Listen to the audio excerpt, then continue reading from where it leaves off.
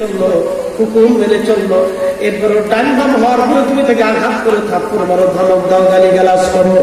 আল্লাহি আল্লাহর কসম করে বলি, তুমি কার অহংকার করো, কিসের অহংকার করো, আমার নবীর দরবারে একদিন আল্লাহ ডাক দেখে, হাবিব আপনার উম্মতকে বলে দেন আমি রাব্বে কারীমের চাদর ধরে যেন টান না দেয়।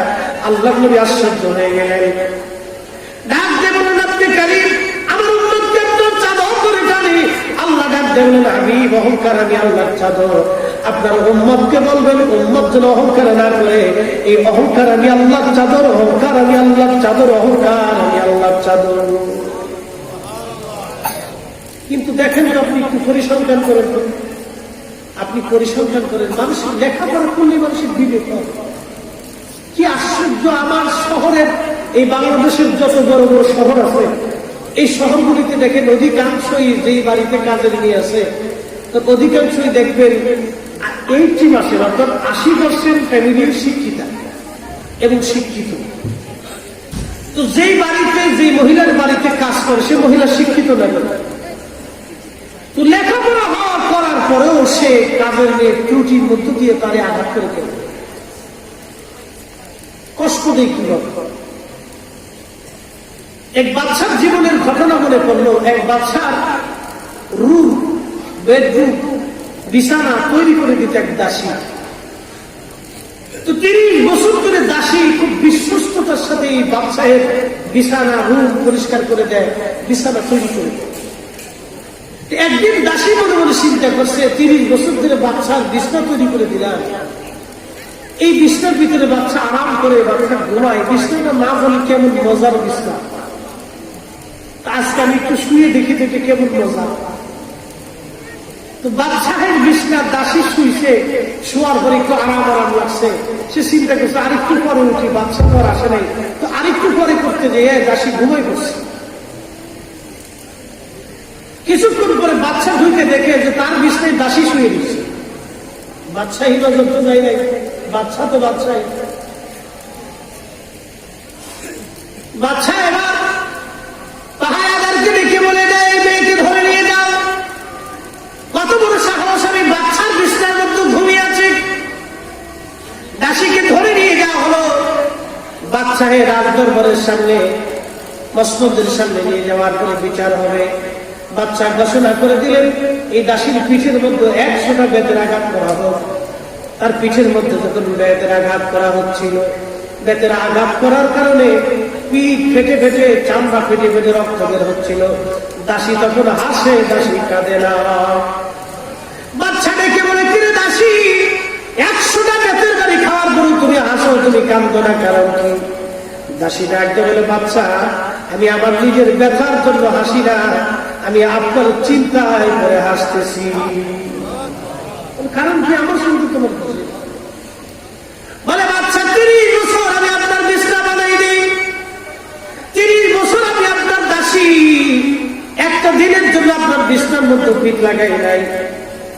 আর একটা দিনের একটা কিছু সময় আমি আপনার বিছনাতে পিঠ লাগিয়েছিলাম, সেই জন্য আপনি আমার পিঠের মধ্যে 100টা বেতের বাড়ি মারছেন। বাচ্চা কিয়ামতের ময়দানে 30 বছর ধরে বিছনার মধ্যে যে আপনি ঘুমাইলেন, আল্লাহর দরবারে কত বেতের বাড়ি আপনার খেতে হয়, সেই চিন্তায় আমি হাসতেছি যে আপনি এক মুহূর্তের জন্য আমাকে 100টা বেতের বাড়ি মারলেন। আপনার 30 বছরের জীবনের হিসাব কষে আমি হাসি। তখন বাচ্চার হুঁশ ফিরে আসলো, বাচ্চা কাজ হাসি, বুঝতে পারি নাই, তুমি আমাকে মাফ করে দাও। এ বাচ্চা, এক মুহূর্তের জন্য যদি 100 বেতের বাড়ি খেতে হয়, তো তোমার 30 বছরের জীবনে তুমি হিসাব করো, রব্বে কারীমের দরবারে আখিরাতের ময়দানে কত বেতের বাড়ি তোমাকে খেতে হবে, একটু চিন্তা করো বাচ্চা।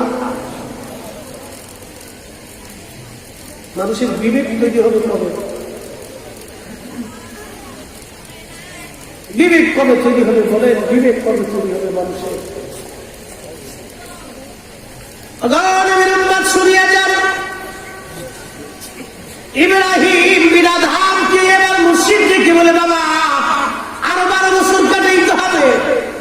হুজুর আমি আরো 12 বছর থাকবো। আরো 12 বছর থাকলেন, 12 বছর তাহাজ্জুদের পানে আগাইলেন, নিজেও নামাজ পড়লেন, পীরও নামাজ পড়লো। 24 বছর পীরের বাড়ি কাটাইল, 24 বছরে একটা রাতের জন্য তাহাজ্জুদের রক্ত কাজা হয় নাই। একবার জোরে বলা যাবে কি সুবহানাল্লাহ। আর আমাদের অবস্থা হইছে পীরও বিড়ি টানে, মুরিদও বিড়ি টানে, পীরেরও বিড়ি কাজা হয় না, মুরিদেরও বিড়ি কাজা হয় না। কি কথা বলছে? খারাপ শোনা যাবে কিন্তু কথা সত্য। বিড়ি কাজই টানা যাইতেছে না, সবারই বিড়ি টানা টানতেছে, খালি নামাজ চাইছে। এটা হলো দুঃখ।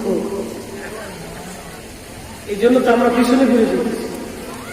পিছনে তার এমনি হচ্ছে মানুষ তিলে তিলে তিলে তিলে একটা সংসার গড়তে অনেক দিন সময় লাগে,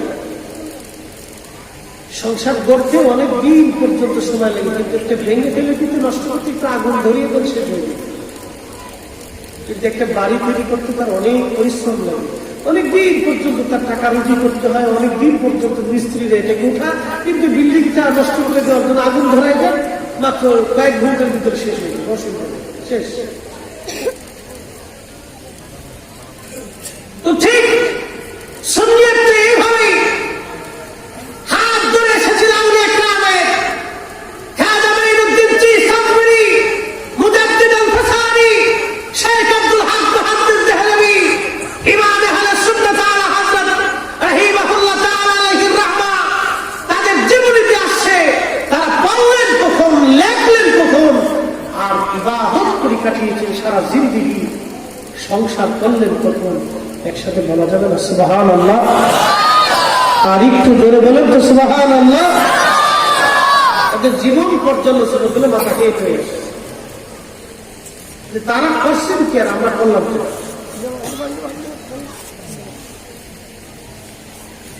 তারা করছেন কি আর আমরা করলাম কি? হযরত আলা হযরত রাহিমাহুল্লাহ জীবনের একটা কারণ আপনাদেরকে শোনে।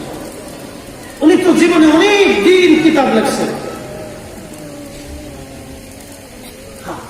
এই কিতাব লিখতেছিলেন। একদিন উনি বসে বসে কিতাব লিখতেছিলেন, ওনার খাদেম যিনি ছিলেন, তো খাদেম দই নিয়ে আসছে, কিন্তু ভুলে চুলের খুঁটি নিয়ে এসছে। দই আর চুল একটু দেখা যায় না, তো ভুলে নিয়েছে চুলের খুঁটি। তো চুলের খুঁটি একটা হুজুরের সামনে দিছে, হুজুর তো লিখতেছেন আর একটু একটু করে দই খাইতেছেন, চুল খাইতেছেন, খাইতে খাইতে খাইতে খাইতে সব খেয়ে নিয়েছে। সুবহানাল্লাহ। কি বাড়ি যায় হবে?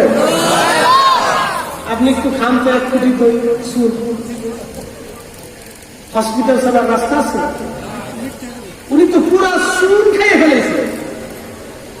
কিছুক্ষণ পরে খাবেন ধরে এসে হুজুর মাফ করে দেয়, কি হয়েছে?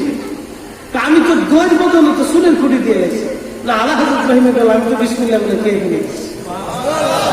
একসাথে জোরে বলে সুবহানাল্লাহ।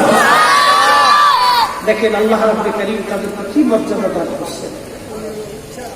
তিনারা যখন আল্লাহর দিকে নিজেকে নিবিষ্ট করেছেন, নবীর প্রেমের দিকে নিজেকে যখন মুতাওয়াজ্জু করেছেন, আল্লাহ তাদের জীবনের সব দায়িত্বগুলি গ্রহণ করে নিয়েছেন। হাসবুনাল্লাহু ওয়া নি'মাল ওয়াকিল, নি'মাল মাওলা ওয়া নি'মান নাসীর। আমার আল্লাহ তাদের জন্য যথেষ্ট হয়ে গিয়েছেন। চুলের খুঁটি না দইয়ের খুঁটি দেখেন নাই, বিসমিল্লাহ বলে শুরু করেছেন, আল্লাহ চুলকে দই বানিয়ে দিয়েছেন, চুলকে আল্লাহ দই বানিয়ে দিয়েছেন। কারণ কি? তারা আল্লাহর দিকে নিজেকে রুজু রেখেছেন, নবীর প্রেমের দিকে নিজেকে মুতাওয়াজ্জু রেখেছেন বিদা আল্লাহ তার জীবনের সব কিছু পরিপূর্ণ করে দিয়েছেন। আল্লাহ আল্লাহ তাদের জীবনে একটা আশ্চর্য হয়ে গেল।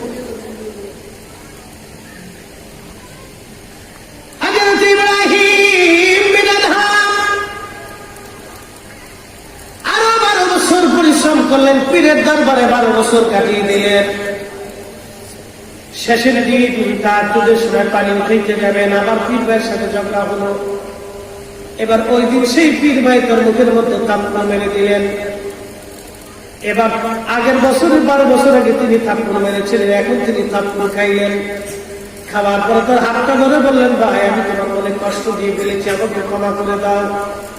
চলে আসলেন হুজুরের কাছে, ফজরের নামাজ পড়ে বলেন, হুজুর 24টা বছর আমি আপনার দরবারে কাটাইলাম, 24 বছর আমি ইবাদত করলাম, সাধনা করলাম, আল্লাহর পথে নিজেকে পরিচালিত করলাম। হুজুর আপনি আমাকে শিক্ষা দিলেন, দীক্ষা দিলেন, এবার আমাকে বিদায় দেন, আল্লাহ নবী বললেন, বাবা 24 বছর এবার বাদশাহী সব তোমার ভিতর থেকে কেটে চলে গিয়েছে, এবার বাবা যাও, তোমাকে বিদায় দিয়ে দিলাম। আল্লাহ নবী চলে গেলেন মক্কাতুল মুকাররমা, হজ কমপ্লিট করলেন। আল্লাহ নবী হজ কমপ্লিট করার পরে তিনি চিন্তা করলেন, আমি বাইতুল আকসায় যাব। মক্কা থেকে বাইতুল আকসায় রওনা দেওয়ার জন্য আল্লাহ নবী রওনা হয়ে গেলেন। আল্লাহ নবী যখন বাইতুল আকসা থেকে রওনা করবেন, চিন্তা করলেন মক্কার বাজারে যাই একটু খেজুর কিনে নেই। তিনি খেজুর কিনতে গেলেন, 1 কেজি খেজুর কিনলেন তিনি, কিন্তু একটা খেজুর ওনার টুকলার ভিতরে বেশি চলে গেল। আল্লাহ বলি ইব্রাহিম বিন আদম রাহমাতুল্লাহ আলাইহি খেজুর আর ফেরত দেন নাই।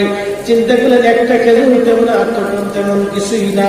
তিনি একটা খেজুর ফেরত না দিয়ে তিনি চিন্তা করলেন, আমি সারা রাত আল্লাহর ইবাদত করব, সারাদিন আমি রোজা রাখবো, আর সন্ধ্যাবেলা একটা খেজুর দিয়ে ইফতার করব, আর সেহরির সময় একটা খেজুর দিয়ে সেহরি করব, সারাদিন পথ চলবো, সারাদিন রোজা রাখবো, সারা রাত আল্লাহর ইবাদতে আমরা কাটিয়ে দিব। একবার জোরে বলা যাবে কি সুবহানাল্লাহ। এরাই ছিল সুফি, এরা ছিল সুফি, এরা ছিল সুফি যাদের নামের আগে লেখা হইতো শাহ সুফি। একবার জোরে বলা যাবে কি মারহাবা। সুফি সারাদিন রোজা রাখতেন, সারাদিন করে একটা খেজুর দিয়ে ইফতার করতেন, আর একটা খেজুর দিয়ে সেহরি করতেন। এরকম রিয়াজত আমার জীবনে আল্লাহ কত কঠিন রিয়াজত ছিল তাদের।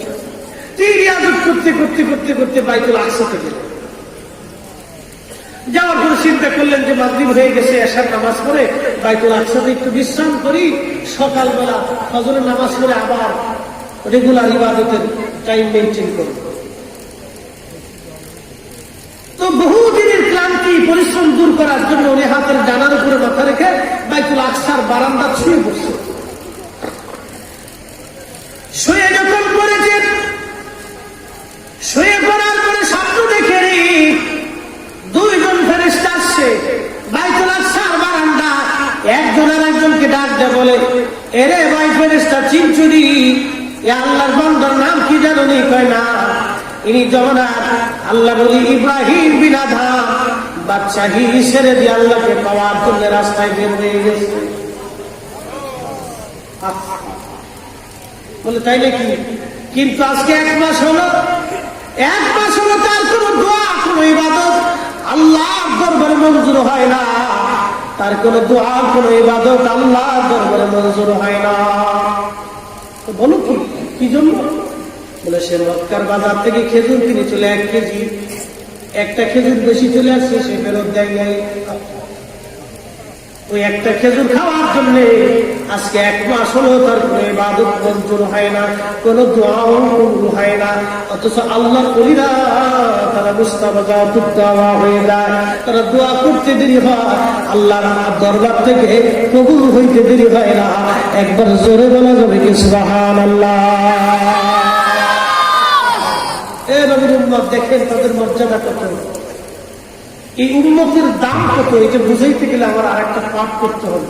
শুধু এতটুকুনি বুঝেন, শাইখুল ইসলাম আব্দুল হক মুহাদ্দিস দেহলভী রাহমাতুল্লাহ আলাইহি মাদারিজুন নবুওয়াতের মধ্যে লিখতেছে, মুসা আলাইহিস সালাম একদিন তাওরাত করতেছে।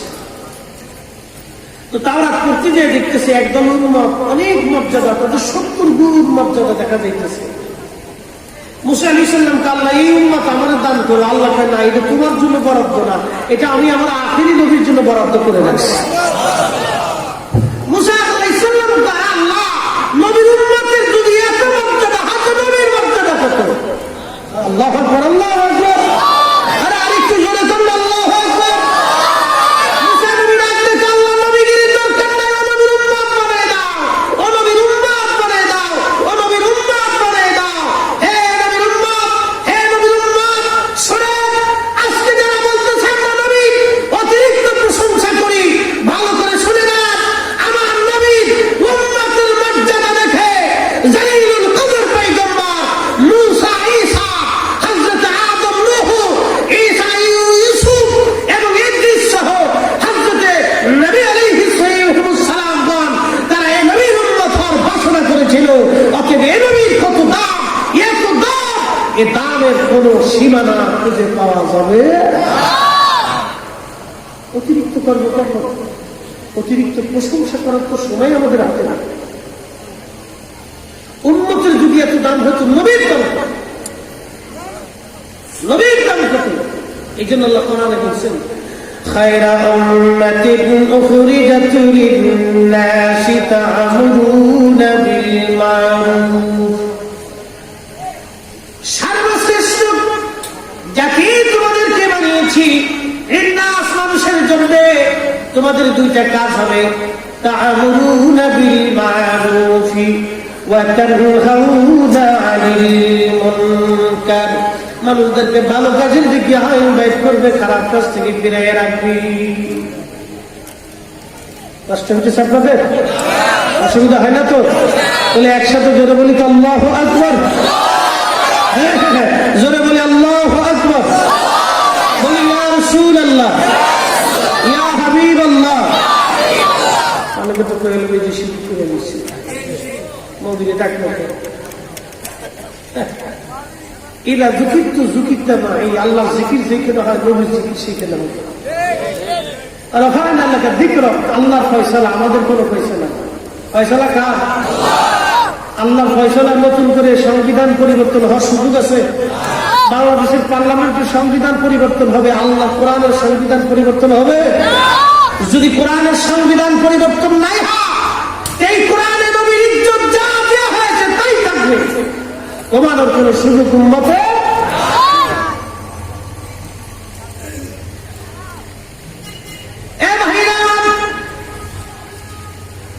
এই জন্য কাজী নজরুল এই নবীর শান লিখতে গিয়ে ৪৫০০ নাতে রাসূল লিখেছিলেন, ত্রিভুবনের প্রিয় মুহাম্মদ এলোর দুনিয়ায়, রে সাগর আকাশ বাতাস দেখি দুনিয়া, রে সাগর আকাশ বাতাস দেখি দুনিয়া।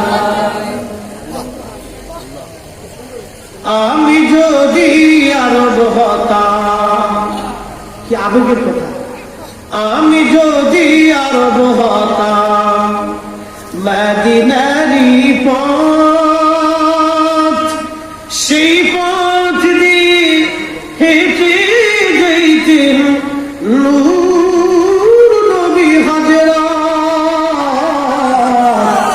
নূর নবী হযরত। একবার আওয়াজ তুলে বলা তো কি ইয়া রাসূলুল্লাহ। বন্ধুগণ, গভীর মনোযোগ, মূল আলোচনার দিকে ফিরে যায়।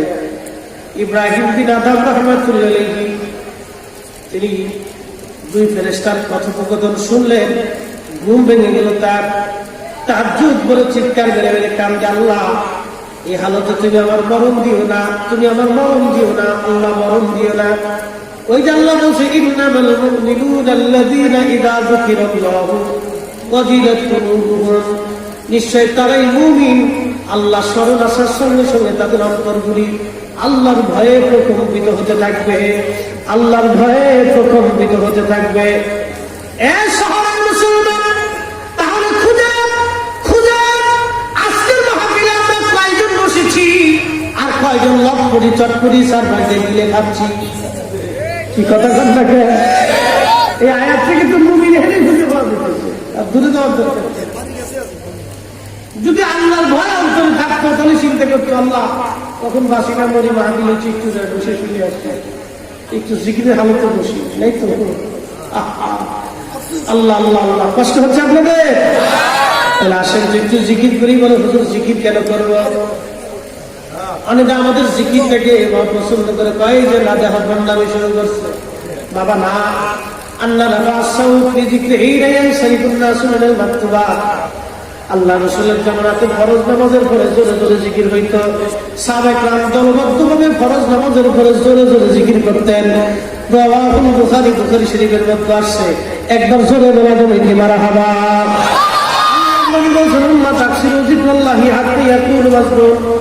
আহমদের মধ্যে আসছে, নবীজি বলেছেন উম্মত এত পরিমাণে জিকির করো যেন মানুষ তোমাদেরকে পাগল মনে করে। আসেন জবান করে 5টা মিনিট একটু জিকির করার পরে বাকি আলোচনার দিকে যাচ্ছি। আল্লাহ আল্লাহ আল্লাহ আল্লাহ একটু জিকিরের হালতে হাতের জায়গাটা পুরা করে দেব।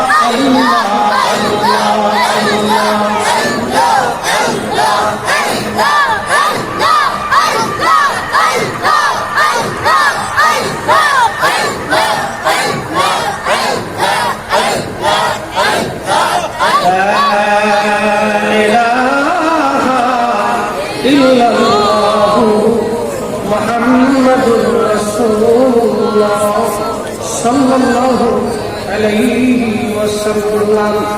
গভীর মনোযোগ, আলোচনার ইটি চলে যাচ্ছি। এই ঘটনাটা বলে বাকি আলোচনার দিকে ফিরে যাব। ইব্রাহিম বিনা রাহমাতুল্লাহ কান্নাকাটি শুরু করে দিলেন।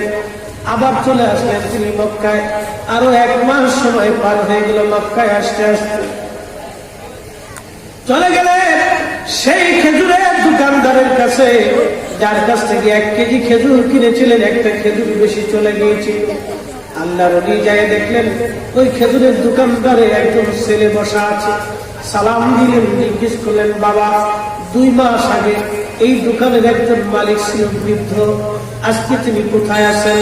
ছেলেটা ডেকে বললেন, হুজুর তিনি আমার আব্বা ধন ছিলেন, আজকে 1 মাস হলো তিনি দুনিয়ার থেকে কবরের দেশে চলে গেছে। কখন টাকা আসবে আমরা কেউ বলতে পারি না। জিন্দেগি তোর যাইরে পাখি দিয়া সোনার জিন্দেগি তোর যাই পাখি দিয়া। ও আদমরে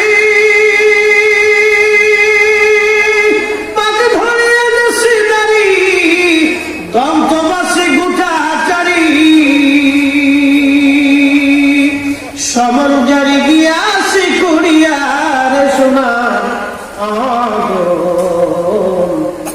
জিন্দেগি তো যাই ফাঁকি দিয়া।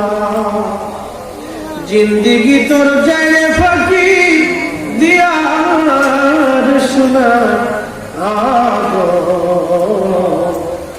জিন্দেগি তো যাই পাখি দিয়া।